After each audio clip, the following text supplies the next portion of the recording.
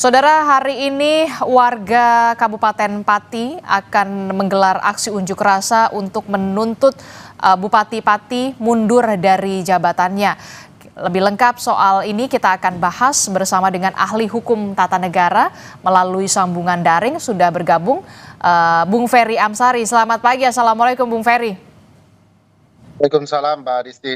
Ya, Bung Ferry, tadi baru saja laporan dari jurnalis Kompas TV yang menyatakan bahwa memang sebentar lagi warga Kabupaten Pati ini akan bergerak menuju pendopo Kabupaten Pati untuk menuntut Bupati Pati ini mundur dari jabatannya. Sebenarnya dengan adanya tuntutan warga, ini sebenarnya Bupati Pati ini bisa dilengsarkan atau tidak?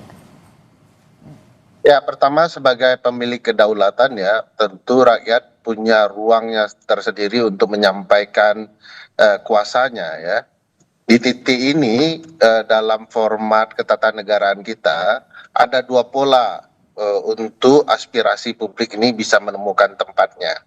Pertama tentu saja melalui impeachment di DPRD ya terhadap kepala daerah atau bupati dalam konteks kasus ini, atau juga melalui sanksi yang diberikan oleh Menteri Dalam Negeri karena bukan tidak mungkin bupati dianggap melanggar ketentuan peraturan perundang-undangan tertentu, terutama kalau bicara soal tertib masyarakat ya.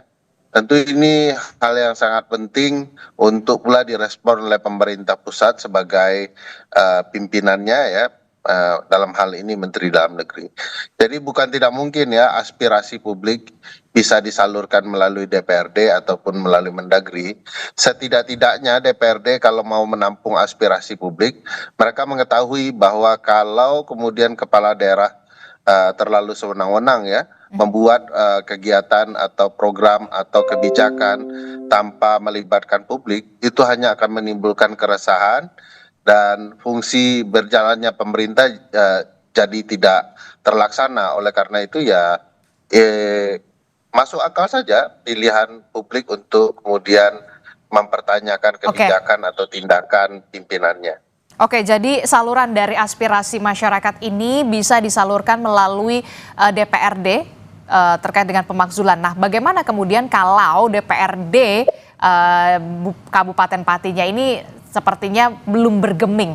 Lalu akan kemana kemudian aspirasi masyarakat warga Pati ini bisa disalurkan? Tapi jangan dijawab dulu, Bung Ferry Amsari. Nanti kita akan temukan jawabannya usai jeda. Kami akan kembali di Sapa Indonesia Pagi. Siapa yang akan melakukan penolakan Jaya Gundul, silahkan lakukan. Jangan hanya 5.000 orang, 50.000 orang suruh ngerahkan. Saya tidak akan gentar. Saya tidak akan merubah keputusan, tetap maju. Dan saya instruksikan semua aparatur pemerintah Kabupaten Pati tidak boleh ada bergening apapun dengan Yaya Gundul. Inilah pernyataan Bupati Pati, Sudewo, yang menyulut kemarahan warga. Sudewo bersikeras menaikkan pajak dengan dalih pembangunan. Protes warga yang keberatan atas kenaikan pajak hingga 250% pun bermunculan. Tahu juga, bapak saya juga kerasa itu kok. Hampir 1 juta bayarnya tahun ini. Tahun ini sebelumnya Nggak ada segitu. Kalau naik ya nggak sampai segitu lah Pak. Tanggapan saya memberatkan rakyat Mas. Ya. Itu tidak sesuai dengan janji-janji Sudewo waktu kampanye. Tidak akan menaikkan pajak. Tak hanya itu, warga berdemo menolak kebijakan Bupati. Bahkan kericuhan sempat terjadi saat posko penggalangan donasi menolak kenaikan pajak bumi dan bangunan perdesaan dan perkotaan sebesar 250% dibubarkan Satpol PP. Penolakan yang terjadi di mana-mana ternyata membuat Bupati Sudewo mengubah kebijakan. Sudewo akhirnya memutuskan membatalkan kebijakan kenaikan pajak. Memutuskan kebijakan kenaikan PBB P2 saya batalkan untuk menciptakan situasi aman dan kondusif dan dalam rangka memperlancar perekonomian dan pembangunan Kabupaten Pati. Maka uang sisanya itu akan dikembalikan oleh pemerintah yang akan diatur teknisnya oleh BPKAD dan oleh kepala desa. Tapi warga terlanjur marah. Meski Bupati sudah mengiming-imingi pembatalan kenaikan tarif pajak, warga tetap akan menggelar demo. Tak lagi menyoal pajak, tapi meminta Bupati mundur. Tuntutannya Bapak Bupati Pati Sudewo mengundurkan diri secara kesatria atau dilengsarkan secara paksa oleh masyarakat Kabupaten Pati. Lalu, akankah tuntutan warga yang meminta Bupati Sudewo mundur akan berbuah hasil? Tim Liputan, Kompas TV.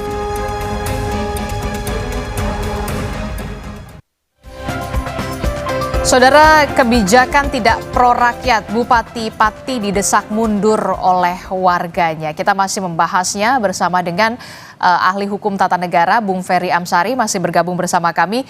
Bung Ferry, ini menjadi pelajaran betul begitu ya bagi para kepala daerah bahwa ketidakpekaan pemimpin itu bisa memicu protes dari warga begitu. Tadi Anda menyebutkan ada salurannya, aspirasi warga. Yang pertama melalui DPRD dengan pemakzulan.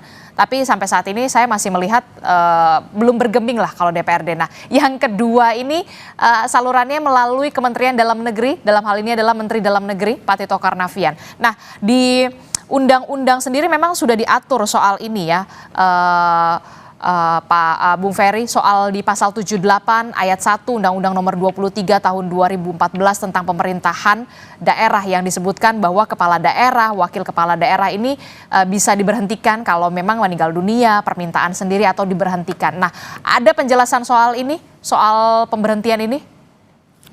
Ya kan paling fokus kepada dapat diberhentikan ya. Dapat diberhentikan itu karena ya berbagai faktor. Salah satunya melanggar sumpah dan jabatan. Kalau kita lihat sumpah dan jabatan kepala daerah itu kan akan menjalankan tugas-tugasnya sebaik-baiknya. Nah, apakah kemudian dengan tidak menampung aspirasi publik ya, semena-mena dalam menaikkan pajak tanpa mempertimbangkan kondisi dan keadaan sosial masyarakatnya adalah sesuatu yang melanggar sumpah atau janji. Kalau menurut saya ya. Kedua,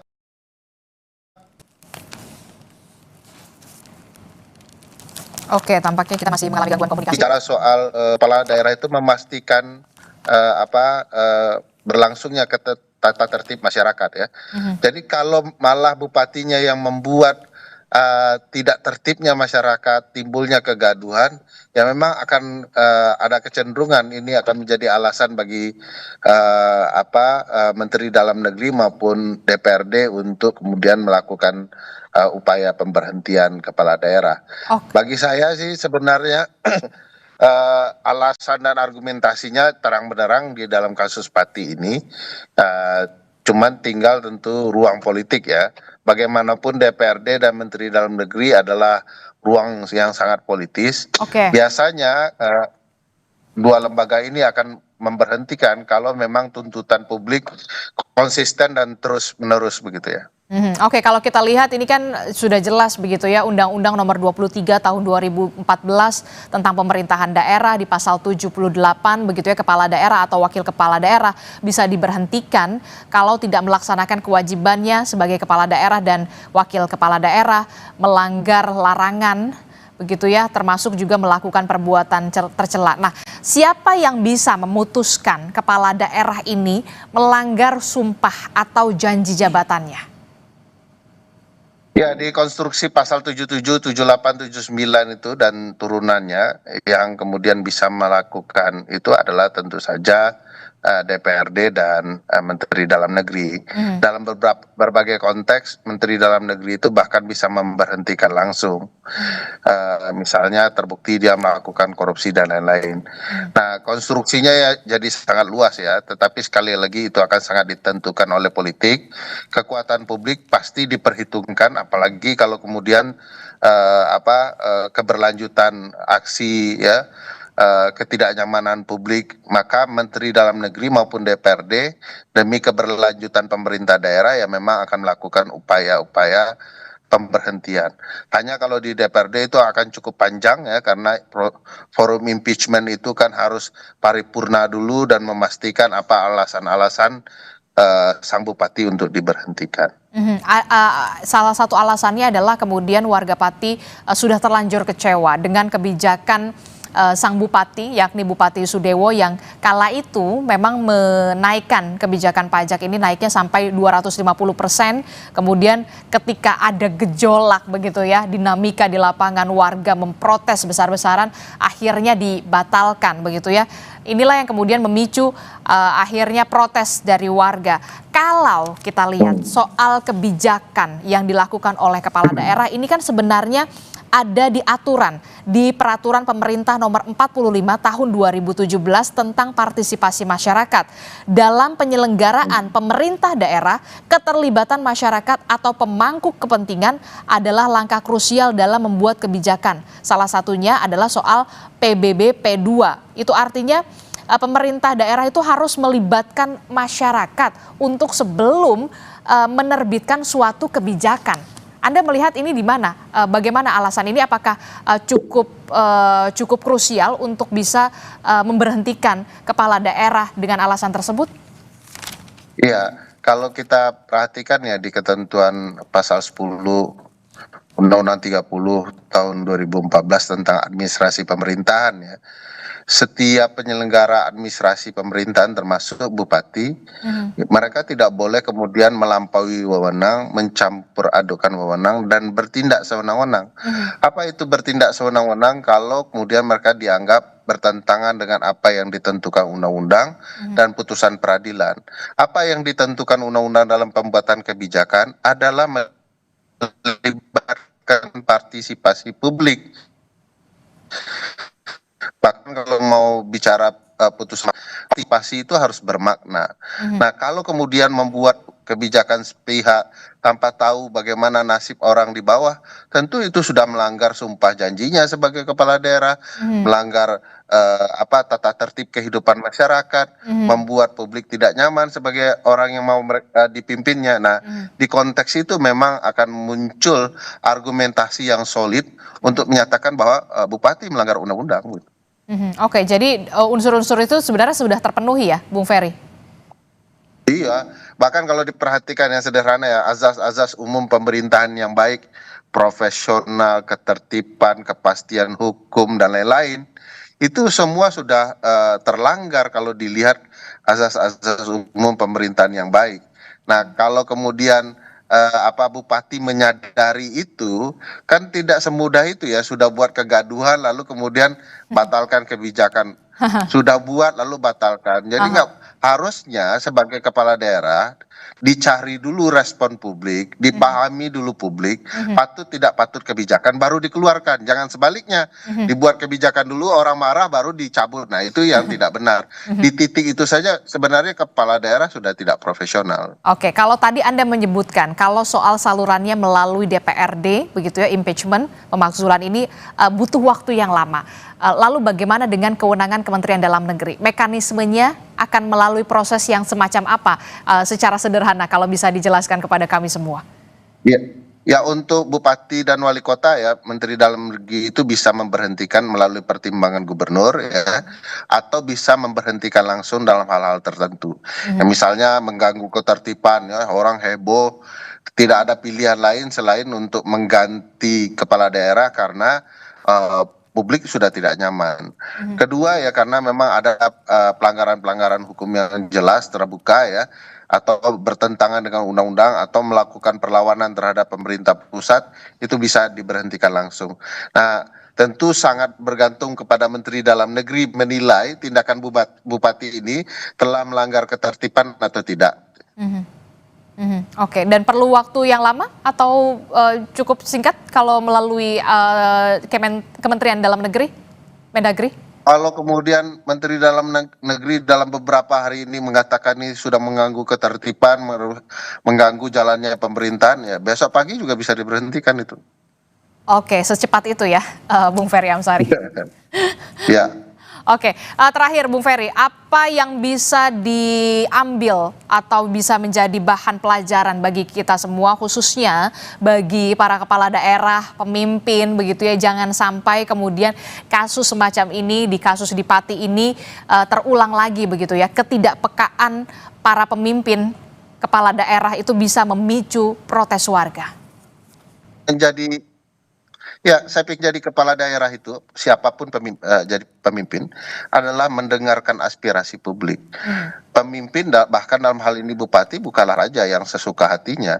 Dia adalah orang yang memimpin karena kehendak publik. Jangan setelah memimpin dia melupakan kehendak publik. Di sana akan menimbulkan ketidaknyamanan orang. Bagi saya pemimpin yang baik adalah pemimpin yang merangkul, bukan pemimpin yang memukul. Oke, ini menjadi pelajaran bagi para pemimpin dan juga kepala daerah. Jangan sampai kemudian kejadian di Pati ini bergeser juga ke daerah-daerah lainnya. Ini juga menjadi bahan evaluasi bagi kepala daerah untuk bisa lebih peka melihat apa yang terjadi di masyarakatnya, di warganya, termasuk juga mendengarkan aspirasi dari warganya. Terima kasih ahli hukum tata negara Bung Ferry Amsari telah bergabung bersama kami. Terima kasih. Selamat pagi, assalamualaikum, sehat selalu Bung Ferry. Waalaikumsalam.